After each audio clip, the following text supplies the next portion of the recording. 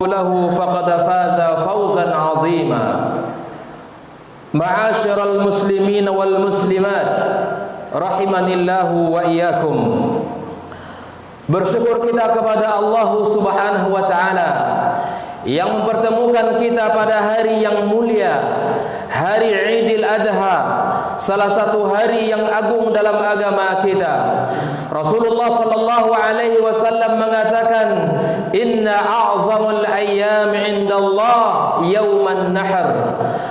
Di antara hari yang agung di sisi Allah Subhanahu wa taala adalah hari di mana kaum muslimin menyembelih hewan ternak mereka, atau yang disebut dengan hari raya kurban. Semoga Allah Subhanahu wa taala menerima segala bentuk ibadah kita dan menjadikan kita orang-orang yang bersyukur atas segala nikmat-Nya. Salawat dan salam kita sampaikan kepada junjungan alam Nabi besar Muhammad alaihi salatu wassalam, yang telah mengajarkan kita agama yang mulia, yang telah menyelamatkan kita dari kezaliman, dari kebodohan menuju iman dan cahaya tauhid yang dicintai oleh Allah Subhanahu wa taala. Ma'asyiral muslimin wal mu'minin rahimakumullah. Idul Adha atau hari raya kurban yang sering kita sebut tidak terlepas dari sejarah panjang seorang nabi yang mulia, Nabiullah Ibrahim alaihi wassalam, yang dikenal dengan Abul Anbiya, yang sangat berfokus kepada dakwah menuju tauhid, memurnikan akidah, mengajak manusia untuk tunduk dan patuh kepada Allah Subhanahu wa taala dan meninggalkan seluruh sesembahan selain Allah tabaraka wa taala. Nabiullah Ibrahim alaihissalam adalah nabi yang diuji oleh Allah Subhanahu wa taala dengan ujian yang sangat berat. Namun Nabiullah Ibrahim alaihissalam manusia yang selamat dan keluar dari ujian dengan excellent, keluar dengan ujian dengan predikat yang sangat tinggi, di mana Allah Subhanahu wa taala sebutkan di dalam Al-Qur'anul Karim, wa idzibtala Ibrahim rabbuhu bikalimatin fa'atammahun. Ingatlah ketika Ibrahim alaihissalam diuji oleh Allah Subhanahu wa taala dan Ibrahim melewati ujian itu dengan sempurna. Kaum muslimin, kaum muslimat rahimakumullah, di antara ujian Nabiullah Ibrahim alaihissalam adalah ujian yang berat, di mana dia mendapati ayahnya seorang yang memahat berhala, orang yang tunduk kepada selain Allah Subhanahu wa taala. Ibrahim alaihissalam berdakwah, menyampaikan tauhid kepada ayahnya, di mana Ibrahim mengatakan, wa idz qala Ibrahim li abihi Azar.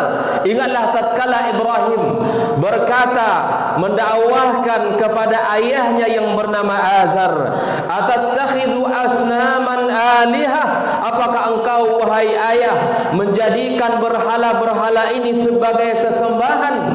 Apakah engkau menjadikan berhala ini sebagai Tuhanmu? Maka kemudian Ibrahim alaihissalam melanjutkan dakwahnya kepada kaum yang ada di sekitar itu, kepada masyarakat yang ada di masanya, dengan mengatakan, iz qala Ibrahim li abihi, iz qala li abihi wa qaumihi. Ingatlah ketika Ibrahim berkata kepada ayahnya dan kepada kaumnya, ma hadhihi tamathil, apa gerangan dengan berhala-berhala ini? Allati antum laha akifun. Kenapa kalian semuanya sembah berhala-berhala ini? Kenapa kalian tunduk dan patuh kepadanya? Maka kemudian kaumnya mengatakan, qalu wajadna aba'ana laha abidin. Wahai Ibrahim, kami dapati ayah kami dapati orang tua kami, ini adalah budaya yang telah mereka lestarikan untuk kami. Mereka mereka tunduk dan patuh kepada mereka. Inilah alasan kaum Nabi Ibrahim alaihissalam. Lalu kemudian Ibrahim apakah berhenti dengan dakwanya? Tidak. Nabi Ibrahim mengatakan dengan hujjah yang sangat jelas, laqad kuntum antum wa aba'ukum fi dhalalim mubin. Sungguh kalian dan orang-orang tua kalian berada di dalam kesesatan yang nyata. Sungguh kalian dan orang tua kalian, pendahulu-pendahulu kalian, termasuk orang-orang yang berada di dalam kesesatan yang nyata. Lalu Ibrahim alaihissalam berazam untuk merobohkan seluruh berhala-berhala yang mereka sembah. Lalu kemudian meninggalkan satu berhala yang paling besar. Lalu kemudian tersebarlah berita di tengah masyarakat bahwa ada seorang pemuda, seorang anak laki-laki yang gagah yang merobohkan seluruh berhala tersebut. Ibrahim pun dihadirkan di tengah mereka. Lalu kemudian Ibrahim ditanya, apakah engkau yang menghancurkan berhala ini, wahai Ibrahim? Maka kemudian kembali seorang laki-laki yang akidahnya kuat, yang keimanannya kokoh, dia mengatakan, tanyakan kepada berhala yang paling besar ini. Dengan keadaan tunduk dan malu di hadapan Ibrahim, mereka kaum-kaumnya mengatakan kepada Nabiullah Ibrahim alaihissalam, laqad alimta ma haula'i yantiqun. Wahai Ibrahim, kamu sudah tahu bahwa berhala-berhala itu tidak bisa bicara. Ibrahim hadir dengan hujjah yang berikutnya dengan mengatakan, afata'buduna min dunillah, apakah kalian menyembah selain Allah Subhanahu wa taala, ma la yanfa'ukum wa la yadurrukum, sesuatu yang tidak mendatangkan manfaat, sesuatu yang tidak bisa mendatangkan atau menolak mudarat kepada kalian. Ufil lakum, kata Ibrahim. Seorang harus berani mengatakan kalimatul haq. Seorang harus berani mengatakan kalimat yang benar di hadapan orang-orang yang dalam kesesatan dan orang-orang yang dalam keadaan salah. Ufil lakum, celakalah kalian. Wa lima ta'buduna min dunillahi afala ta'qilun. Celakalah kalian, apakah kalian menyembah atau kenapa kalian menyembah selain Allah Subhanahu wa taala? Apakah kalian tidak menggunakan akal? Kaum muslimin, pelajaran berharga bagi kita dalam perjalanan Nabiullah Ibrahim alaihissalam. Kita harus menjadi manusia yang kokoh di dalam iman. Kita harus menjadi orang yang kuat di dalam akidah, memurnikan tauhid hanya kepada Allah Subhanahu wa taala. Kita tinggalkan seluruh makhluk yang sama seperti kita, yang tidak memiliki kekuatan apa-apa. Kaum muslimin, apakah berhenti ujian Nabiullah Ibrahim? Tidak. Ibrahim alaihissalam diuji kembali dengan ujian bahwa setelah itu Ibrahim dijebolkan, dimasukkan ke dalam api yang membara, api yang sangat besar. Ibrahim alaihissalam dicampakkan ke sana. Di saat api menyala, malaikat Jibril alaihissalam datang kepada Nabiullah Ibrahim alaihissalam dengan mengatakan, alaka ilayya hajah, wahai Ibrahim, apakah engkau membutuhkan pertolonganku? Maka Ibrahim, lihat bagaimana kalimat yang keluar dari lisan Ibrahim alaihissalam, amma ilaika fala, adapun pertolongan kepadamu maka aku tidak butuh, wahai Jibril. Kamu adalah makhluk seperti saya, kamu adalah membutuhkan Allah seperti saya membutuhkan kepada Allah Subhanahu wa taala, maka untuk kamu aku tidak butuh. Amma ilallahi fana'am, adapun pertolongan Allah, adapun penjagaan Allah aku butuhkan, wahai Jibril. Maka Allah Azza wa Jalla selalu memberikan pertolongan kepada Ibrahim, bukan dengan mengirimkan angin untuk memadamkan apinya, bukan menurunkan hujan untuk menghilangkan apinya, tidak. Namun Rabbul Izzati wal Jalalah, Rabbun Nar, Rabbnya api tersebut dengan mengatakan, waqala ya naru kuni bardan wa salaman ala Ibrahim, wahai api, jadilah engkau makhluk yang dingin dan memberikan keselamatan kepada Ibrahim alaihissalam. Beginilah ketika Allah kita jadikan sebagai sandaran, ketika Allah sebagai tempat kita meminta tolong, maka Allah akan hadir dengan pertolongannya kepada kita. Sesulit apapun kondisi kita kaum muslimin, sesusah apapun keadaan kita, kalau diri kita ini meminta kepada Allah, Allah akan hadir kepada kita. Allah akan berikan pertolongan itu kepada kita. Sebesar apa keyakinan kita kepada Allah, maka sebesar itu pula lah pertolongan Allah akan datang kepada kita. Allahu Akbar, Allahu Akbar, Allahu Akbar, walillahil hamd. Lalu kemudian ujian Ibrahim berikutnya adalah di saat usia senja, Ibrahim belum lagi mendapatkan keturunan yang menjadi penyejuk hati, yang akan menjadi penenang bagi dirinya. Maka Ibrahim selalu memohon kepada Allah, bermunajat kepada Rabbul Izzati wal Jalalah, memohon agar Allah berikan kepadanya keturunan dengan mengatakan, Rabbi habli minas salihin, wahai Rabbku, berikanlah kepadaku keturunan yang saleh. Kaum muslimin, tatkala doa Ibrahim dikabulkan Allah Azza wa Jalla, maka Allah berikan kabar gembira, fabasyarnahu bighulamin halim, aku beri kabar gembira kepadanya dengan seorang anak yang halim, yang penuh dengan kesantunan, yang penuh dengan kesabaran, dialah Ismail alaihi salam.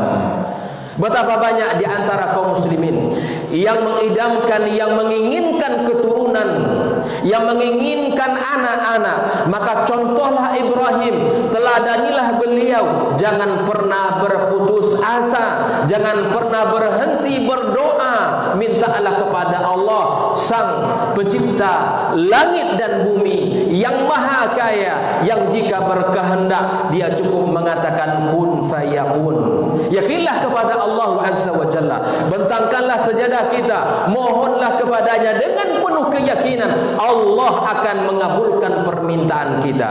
Allahu Akbar, Allahu Akbar, Allahu Akbar, walillahil hamd. Ujian berikut pun tiba tatkala Ibrahim gembira dengan kehadiran anaknya bersama keluarganya, maka perintah Allah pun tiba kepadanya untuk membawa keluarganya bersama anak kecil yang sangat menyenangkan jiwanya untuk dipindahkan ke sebuah tempat yang jauh di sana, sebuah tempat yang tidak memiliki kayu, sebuah tempat yang tidak memiliki apa-apa di sana, sebuah tempat yang gersang di sebuah padang pasir yang sangat luas. Itulah tempat kota Mekah hari ini kaum muslimin. Ibrahim alaihissalam meninggalkan Palestina menuju ke kota Mekah membawa anak dan istrinya. Tatkala tiba di sana, maka kemudian hati Ibrahim merasa bahwa ini adalah perintah Allah yang patut untuk ditaati, yang pantas untuk dilakukan. Lalu kemudian tanpa basa-basi Ibrahim menurunkan istrinya Hajar dan anaknya Ismail alaihissalam, dibekali dengan sedikit air dengan beberapa butir kurma saja. Lalu kemudian istrinya berkata, ya Ibrahim, ila man takiluna, wahai Ibrahim, kepada siapakah engkau titipkan kami di sini? Ibrahim tidak bisa berkata apa-apa.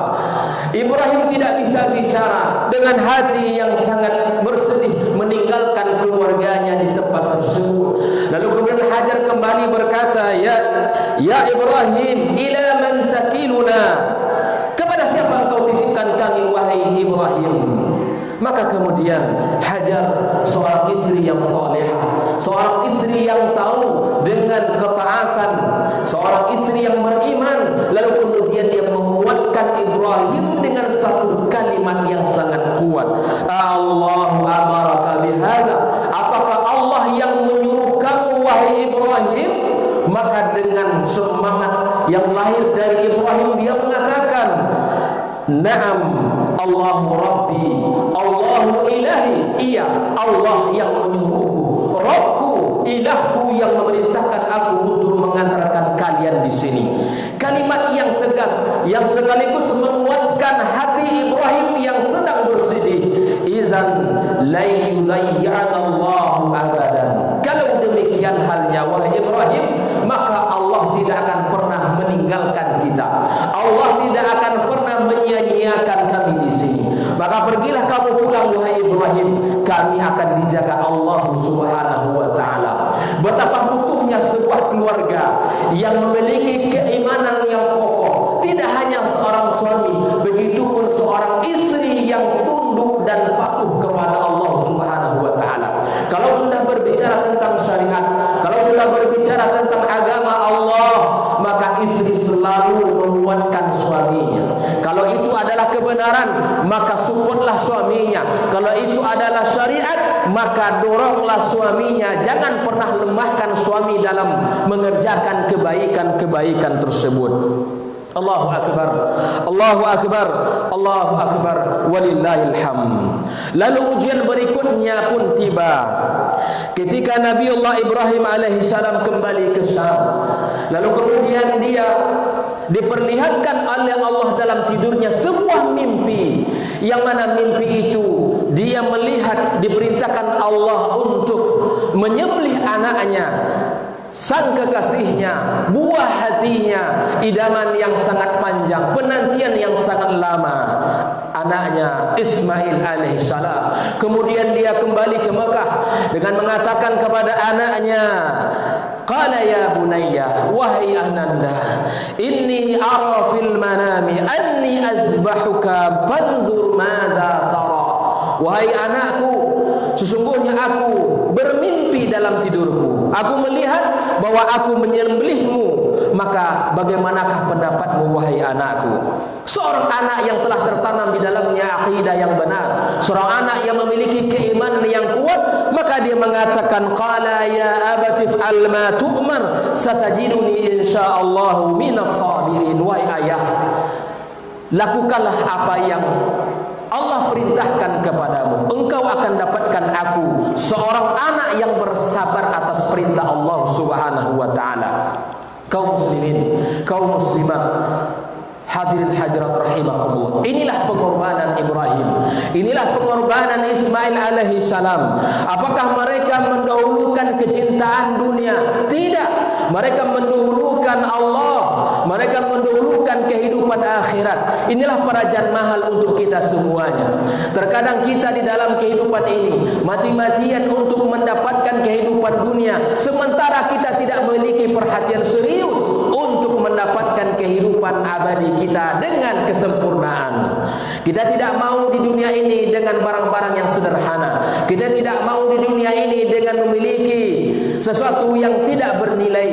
Namun ketika urusan dunia, kita tidak mau sesuatu yang bernilai tinggi di sisi Allah Subhanahu wa taala. Ketika rumah kita ingin rumah yang luas dan besar, ketika ingin memiliki kendaraan-kendaraan yang mewah, ketika memiliki baju-baju yang bermerek dengan yang bagus. Tapi apakah kita berfikir kaum muslimin untuk sesuatu yang bernilai tinggi di sisi Allah, untuk sesuatu yang kekal dan abadi, yang akan memberatkan timbangan kita, yang akan menolong kita, yang akan bisa menyelamatkan kita di sisi Allah Subhanahu wa taala? Maka benarlah firman Allah Subhanahu wa taala, bal tu'thirunal hayatad dunya wal akhiratu khairu wa abqa. Maka sesungguhnya kalian mendahulukan kehidupan dunia, dan sesungguhnya akhirat adalah baik dan kekal bagi kalian. Terkadang kita dalam kehidupan dunia selalu mencari yang sempurna untuk apa yang kita miliki, untuk apa yang kita pegang, untuk apa yang kita makan. Namun itu semua akan kita tinggalkan. Kendaraan yang mewah akan kita tinggalkan, kebun yang luas akan kita tinggalkan, rumah yang mewah akan kita tinggalkan, anak keluarga yang kita berusaha mencari rezeki pagi sampai petang untuk kita hidupi mereka, untuk kita berikan kepada mereka bantuan, itu semua akan kita tinggalkan. Allah tabaraka wa taala katakan, ma indakum yanfad wa ma indallahi baq. Dalam sebuah kalimat disebutkan, ma indakum yanfad wa ma indallahi baqin. Sesuatu yang ada pada kalian akan sirna, akan hilang, akan habis. Tetapi sesuatu yang ada di sisi Allah itulah yang akan kekal dan abadi. Sesungguhnya kaum muslimin, apa yang kita lakukan hari ini di pagi ini, Allah tidak butuh dengan salat kita. Dan apa yang kita tumpahkan dari hewan ternak kita, darahnya, daging yang kita bagikan, Allah pun tidak butuh dengan itu semua. Allah katakan la yanamallaha luhumuha wala dima'uha. Daging yang kalian bagikan, hewan ternak yang kalian sembelih, yang kalian tumpahkan darahnya, tidak akan sampai kepada Allah, tidak akan ada nilainya, tidak akan mendapatkan pahala di sisinya. Walakin yanaluhu taqwa minkum. Yang akan bernilai di sisi Allah adalah keikhlasan kita, adalah ketakwaan kita, adalah keimanan kita. Maka lihatlah untuk apa kita melaksanakan kurban pada tahun ini. Luruskanlah niat kita, maka tujukanlah hanya untuk Allah semata. Sejatinya apa yang kita niatkan untuk duniawi ini adalah sesuatu yang tidak baik. Ketika kita sudah niatkan untuk Allah, maka tidak wajar di dalamnya kita campurkan dengan niat duniawi kita. Oleh itu kaum muslimin, mari kita luruskan niat, mari kita bermohon kepada Allah Subhanahu wa taala agar seluruh ibadah kita, agar seluruh ketaatan kita menjadi pahala yang besar di sisi Allah Subhanahu wa taala. Allahu akbar, Allahu akbar, Allahu akbar walillahil hamd. Di dalam sebuah hadis disebutkan, uritun nara, diperlihatkan kepadaku api neraka, fa idza aksara ahlihan nisa, dan ternyata yang paling banyak penghuni neraka tersebut adalah para wanita. Yakfurna, mereka ini kufur, kata Nabi sallallahu alaihi wasallam. Para sahabat bertanya, qila hal ayakfurna billah, apakah para wanita muslimah itu mereka kufur kepada Allah? Qala yakfurnal ashira wa yakfurnal ihsan. Tidak, kata Nabi, mereka ini adalah kufur terhadap kebaikan suaminya, mereka ini kufur terhadap apa yang telah diberikan oleh suaminya. Maka kemudian Nabi mengatakan, lau ahsanta ila ihdahunna dahra summa ra'at minka syai'a qalat ma ra'aitu minka khairan qad. Andai saja kamu wahai kaum laki-laki melakukan satu kebaikan sepanjang masa, andaikan kalian kaum laki-laki melakukan kebaikan sepanjang masa kepadanya, tapi ketika mereka melihat satu kekurangan pada diri kita, pada diri suaminya, maka dia mengatakan, aku tidak pernah melihat satu kebaikan pun pada dirimu. Hadis ini muttafaqun alaihi. Oleh itu kaum muslimin, kaum muslimat, para wanita-wanita muslimah adalah pilar-pilar peradaban yang memiliki tanggung jawab untuk mendidik anak-anaknya yang kokoh dari sisi akidahnya, untuk mendidik generasi-generasi gemilang. Maka ketika tanggung jawab ini hilang di tangan para kaum wanita, maka alamat generasi ini akan hancur, alamat umat ini tidak akan mendapatkan kejayaannya. Maka itu bersyukurlah kepada suaminya, taatlah kepada suaminya di dalam ketaatan kepada Allah Subhanahu wa taala, dan kembalikanlah fungsi untuk mendidik generasi-generasi umat ini. Semoga Allah Subhanahu wa taala mudahkan jalan kita untuk mendidik anak dan generasi kita. Semoga Allah menerima seluruh ibadah kita. Semoga Allah mencatatnya dalam catatan timbangan kebaikan kita di hari kiamat kala. Innallaha wa malaikatahu yusholluna 'alan nabi ya ayyuhalladzina amanu shallu 'alaihi wa sallimu taslima. Allahumma shalli wa sallim wa barik ala Muhammadin wa ala ali Muhammad kama shallaita ala Ibrahim wa ala ali Ibrahim wa barik ala Muhammadin wa ala ali Muhammad kama barakta ala Ibrahim wa ala ali Ibrahim fil alamin innaka Hamidum Majid. Allahumma fil muslimina wal muslimat wal mu'minina wal mu'minat al ahya'i minhum wal amwat. Allahumma taqabbal minna innaka antas samiul alim wa tub alaina innaka antat tawwabur rahim. Rabbana hab lana min azwajina wa dhurriyyatina qurrata a'yun waj'alna lil muttaqina imama. Allahumma taqabbal minna wa tub alaina innaka antat tawwabur rahim. Rabbana la tu'akhidna in nasina wa akhtana. Rabbana wa la tahmil alaina isran kama hamalta 'alal ladzina min qablina. Rabbana wa la